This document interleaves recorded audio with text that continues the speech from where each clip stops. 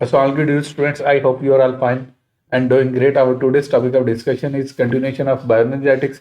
Bioenergetics के chapter को discuss कर रहे थे आप बच्चे। आज का जो हमारा टॉपिक है दैट इज अ फोटोसिंथेसिस।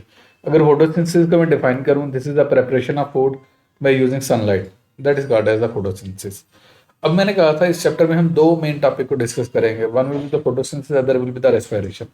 अब फोटोसिंथेसिस में क्या करता है, प्लांट्स अपनी फूड प्रिपेयर करते हैं सनलाइट को ऑब्जॉर्व करके। क्लियर। अब ये क्या है, कैसे है, किस तरह देखते हैं इसको। अच्छा जी, photosynthesis involve the use of light energy that is absorbed and converted into chemical energy. Light energy को ऑब्जॉर्व किया जाता है और उसको कन्वर्ट कर दिया जाता है किसमें, केमिकल एनर्जी में। और उसको कौन करता है, लाइट एनर्जी को ऑब्जॉर्व करते हैं फोटोसिंथेटिक पिगमेंट। अब इसको मैं डिफाइन करता हूँ। Photosynthetic pigment, these are the specific pigment which are involved in the absorption of sunlight, that is called as a photosynthetic pigment. And the examples of the photosynthetic pigments are chlorophyll A, chlorophyll B and carotenoids. Clear. अब देखो इसमें मैंने तीन की बात की, chlorophyll ए की बात की, क्लोरोफिल बी की बात की और कैरोटीनॉइड्स की बात की। Chlorophyll A is the main photosynthetic pigment, chlorophyll B and carotenoids are the accessory pigments. ये आपसे एमसीक्यू आ सकता है कि जी मेन फोटोसिंथेटिक पिगमेंट कौन सा, ए है, बी है या कैरोटीनॉइड्स है। क्लियर।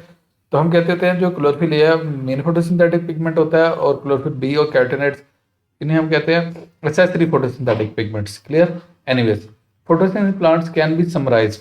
इसको सिंपल सी क्वेश्चन में हम समराइज ऐसे करते हैं, देखें इस क्वेश्चन को। Carbon dioxide plus water plus light that give rise to glucose plus oxygen plus water. Clear. ये सिंपल सी क्वेश्चन है, ये याद रखनी है। क्लियर। नेक्स्ट हम देखते हैं carbon dioxide, water and light are the reactants. एक बात याद रखिएगा, केमिकल इक्वेशन की लेफ्ट साइड पे जो होते हैं वो रिएक्टेंट्स होते हैं और राइट साइड पे जो होते हैं वो प्रोडक्ट्स होते हैं।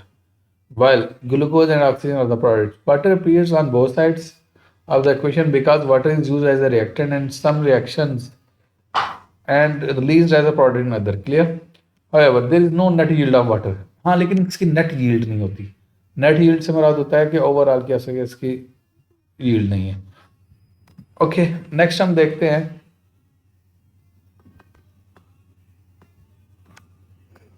Role of light. अब रोल ऑफ लाइट मीन, देखो हमने इक्वेशन जब देखी, इक्वेशन में हमने ना क्या से कहते हैं, हमने लेफ्ट साइड पे रिएक्टेंट देखे, हमने उसकी बात की, कार्बन डाइऑक्साइड की बात की, वाटर की बात की और लाइट की। अब बेसिकली लाइट का क्या रोल है फोटोसिंथेसिस में, ये हम देखते हैं।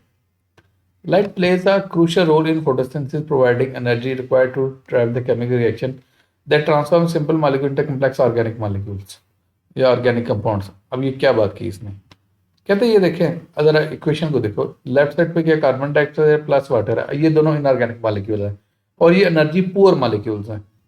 अब लाइट एनर्जी क्या करती है, इन एनर्जी पुअर मॉलिक्यूल्स को एनर्जी रिच मॉलिक्यूल में कन्वर्ट कर देती है। अब क्वेश्चन आता है एनर्जी रिच मॉलिक्यूल कौन सा है, ये बच्चे ग्लूकोज एनर्जी रिच मॉलिक्यूल है। क्लियर। इसमें इनको क्या कर देता है, कन्वर्ट कर देता है, ट्रांसफॉर्म कर देता है। कौन करता है, लाइट करता है। और जो आपका ग्लूकोज है that is a you can से organic molecule. Clear. Okay, next हम देखते हैं light energy is absorbed bye chlorophyll. अच्छा, यहाँ पे इसने जस्ट क्लोरोफिल बोला है, सिर्फ क्लोरोफिल नहीं होता, क्लोरोफिल ए होता है, क्लोरोफिल बी होता है और कैरोटीनॉइड्स होते हैं, तीनों होते हैं। Clear. The absorbed light energy is converted into chemical energy which is then stored in organic compound in the form of CH bond. तो यही बात याद रखिएगा। मैं ऑर्गेनिक मॉलिक्यूल को सिंपल पता कैसे डिफाइन करता हूँ, मैं कहता हूँ these are the molecules which have carbon and hydrogen together. Clear. That is called as organic molecule. Clear. And it happens like, अच्छा यहाँ पे ना आगे एक टर्म दे दी गई है एक्शन स्पेक्ट्रम। बाकी बुक वाले ने पता क्या किया है, दो टर्म्स होती हैं, एक होती है अब्जॉर्प्शन स्पेक्ट्रम, एक होती है एक्शन स्पेक्ट्रम। अब्जॉर्प्शन स्पेक्ट्रम पता क्या है, ये वो रिलेटिव लाइट होती है जिसको क्लोरोफिल या फोटोसिंथेटिक पिगमेंट अब्जॉर्ब करते हैं, that is absorption spectrum. The graph which shows the absorption of sunlight bye photosynthetic pigment that is called absorption spectrum. मैं आपको ज़्यादा शो करता हूँ, यहाँ से आपको समझ नहीं आएगी। हाँ?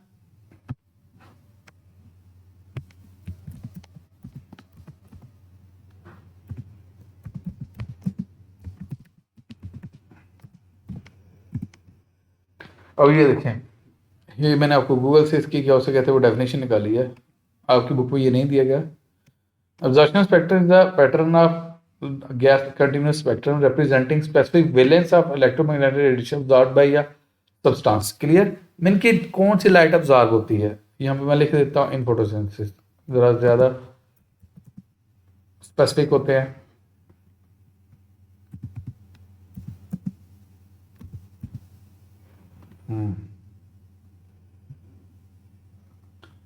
ये देखें, absorption spectrum of photosynthesis displays the specific wavelengths absorbed by pigments like chlorophyll A, chlorophyll B and carotenoids। यही बात मैंने की है।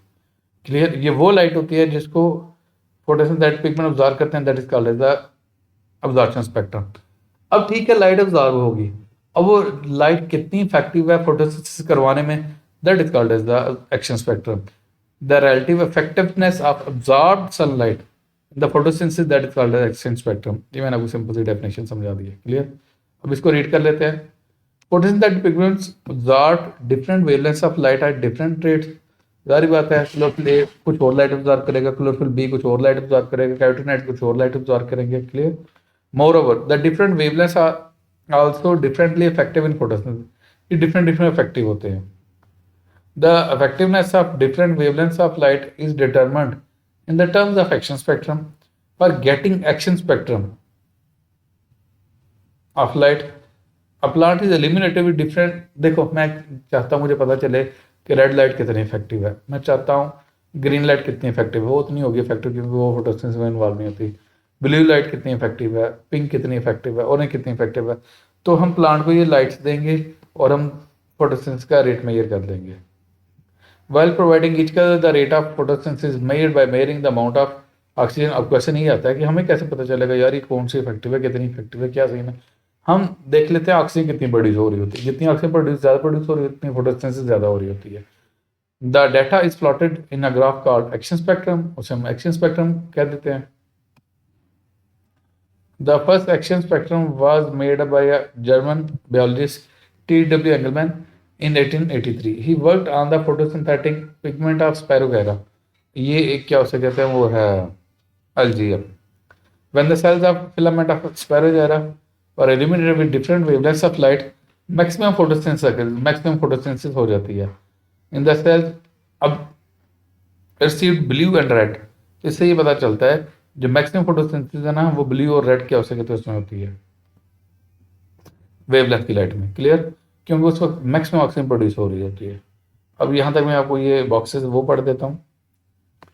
पहला तो यह photosynthesis is the process in which energy poor inorganic compounds of carbon reduce to energy rich carbohydrate बन जाते हैं। क्लियर?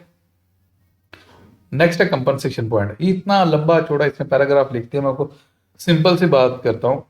कंपनसेशन पॉइंट वो पॉइंट होता है, मैं जरा आपको इक्वेशन दिखाता हूँ। अगर फोटोसिंथेसिस की इक्वेशन देखो, फोटोसिंथेसिस की इक्वेशन में क्या है, कार्बन डाइऑक्साइड वाटर कंबाइन कर रहे हैं, वो करके क्या बना, ग्लूकोज बना रहे हैं, प्लस ऑक्सीजन प्रोड्यूस हो रही है।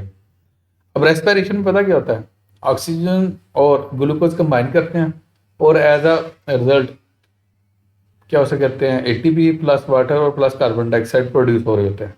तो इसका मतलब ये है कि कार्बन डाइऑक्साइड फोटोसिंथेसिस में यूज होती है और रेस्पिरेशन में प्रोड्यूस होती है, और जो ऑक्सीजन है ये फोटोसिंथेसिस में प्रोड्यूस होती है लेकिन रेस्पिरेशन में यूज होती है। तो कंपनसेशन पॉइंट वो पॉइंट होता है जिसमें रेस्पिरेशन और फोटोसिंथेसिस का जो प्रोडक्ट्स होते हैं उनका लेवल सेम होता है। सिंपल मैं अगर बोलूँ, मैं कहता हूँ ये जितनी ऑक्सीजन प्रोड्यूस हो रही है ना फोटोसिंथेसिस के नतीजे में, इतनी ऑक्सीजन अगर रेस्पिरेशन में चाहिए हो तो सेम लेवल हो, तो वो क्या हो सकता है, कंपनसेशन पॉइंट है। दूसरा, रेस्पिरेशन में जितनी कार्बन डाइऑक्साइड प्रोड्यूस हो रही है उतनी कार्बन डाइऑक्साइड प्लांट को चाहिए होती है फोटोसिंथेसिस के लिए, तो इसे हम कंपनसेशन पॉइंट कहते हैं। ये सिंपल से अल्फाज मैंने आपको समझा दिया। और ये भी याद रखिएगा, ये कंपनसेशन पॉइंट मोस्टली होता है at the time of you can say dawn and dusk. Dawn and dusk में उर्दू में बोलना चाहूँ तुलुए आफ्ताब गुरूब आफ्ताब। क्लियर? अच्छा, एनीवेज अब इसको रीड कर देते हैं। Photosynthesis uses the product of respiration and the respiration uses the product of photosynthesis. वही बात जो मैंने कर दी आपको। Photosynthesis occur only during the day time but respiration goes on day and night.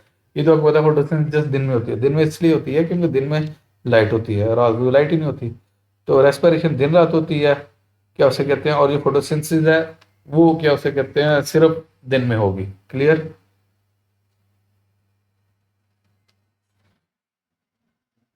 Okay, next हम देखते हैं।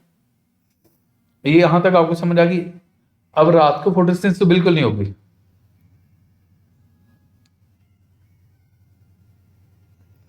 लेकिन रेस्पिरेशन दिन रात दोनों होंगी। क्लियर? अच्छा, during darkness leaves and other plants respire and utilize oxygen and release carbon dioxide. अब ये पॉइंट इंपॉर्टेंट है यहाँ से। At dawn and dusk, when light intensity is low, the rate of photosynthesis and respiration may be equal for a short time. थोड़ी सी देर के लिए equal होते हैं। Thus, oxygen released from the photosynthesis is just equal to the amount of required for cellular respiration। वही बात हो गई। Next हम बात करते हैं। Also, the carbon dioxide released by respiration is just equal to the amount of required photosynthesis cells। वही बात मैंने आपको कर दी है। At this point, there is no, अब इन टाइम पे डॉन एंड डस्क के टाइम पे gases exchange, net gases exchange नहीं होता लीज और एटमॉस्फेयर के दरमियान। This is termed at compensation point at noon, जब दिन हो जाती है, दोपहर हो जाती है। When the light intensity increase the rate of photosynthesis, वो जारी बात है फोटोसिंथेसिस कहीं ज्यादा स्पीड अप हो जाएगी। At this time there is more requirements of carbon dioxide, तो उसको एनवायरमेंट से लेनी पड़ेगी। Respiration alone can not supply this carbon dioxide. Similarly oxygen producing during photosynthesis more, वो ज्यादा होगी रेस्पिरेशन के रिक्वायरमेंट से। Clear? So result is net release of oxygen covered with uptake of carbon dioxide. Oxygen extra बाहर release हो रही होगी और कार्बन डाइऑक्साइड को लिया जा रहा होगा। क्लियर? अच्छा, plants convert only 1 to 2% of solar energy they receive into chemical energy. और जितनी सनलाइट आती है उसमें सिर्फ 1 to 2% करते हैं। Despite this seemingly low efficiency, this conversion is enough to sustain almost, और इतनी एनर्जी काफ़ी होती है पूरी लाइफ को रन करने के लिए अर्थ के ऊपर।